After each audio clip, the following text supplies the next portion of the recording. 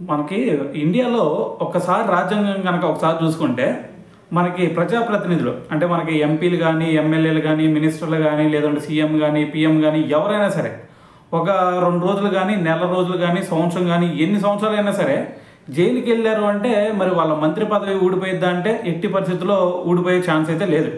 అంటే మొన్నటి వరకు మన రాజ్యాంగం ఈ విధంగా ఉంది. కానీ మరి ఎవరైనా సరే అధికారులు ఏదైనా తప్పు చేసి ఏదన్నా జైలుకి వెళ్ళి ఇటువంటి సిచ్యువేషన్లు ఉన్నాయంటే వాళ్ళు 2 రోజుల పైన ఏదన్నా ఉన్నారు అంటే జైల్లో వీటిలో ఖచ్చితంగా మరి వాళ్ళు మళ్ళీ గవర్నమెంట్కి అప్పీల్ చేసుకొని మళ్ళీ ఆ ఉద్యోగాన్ని తెచ్చుకోవాల్సిన సిచ్యువేషన్ ఉండేది. కానీ ఇప్పుడు వచ్చేసరికి మరి వాళ్ళకి మాత్రమే కాదు, ఇప్పటి నుంచి నరేంద్ర మోడీ గారు ఒక చట్టాన్ని అయితే తీసుకురాబోతున్నారు. ఆ చట్టం ప్రకారం ఏంటంటే ఇప్పటి నుంచి ఎవరైనా సరే మంత్రి అవ్వచ్చు, పిఎం అవ్వచ్చు, సీఎం అవ్వచ్చు, ఎవరైనా సరే ఒక్కసారి కనుక జైలుకి వెళ్ళి నెల రోజుల పైన కనుక వాళ్ళు ఉన్నారు అంటే మరి ఆటోమేటిక్గా ఆ పదవి ఊడే విధంగా ఇప్పుడు ఒక కొత్త చట్టాన్ని అయితే తీసుకురాబోతున్నారు.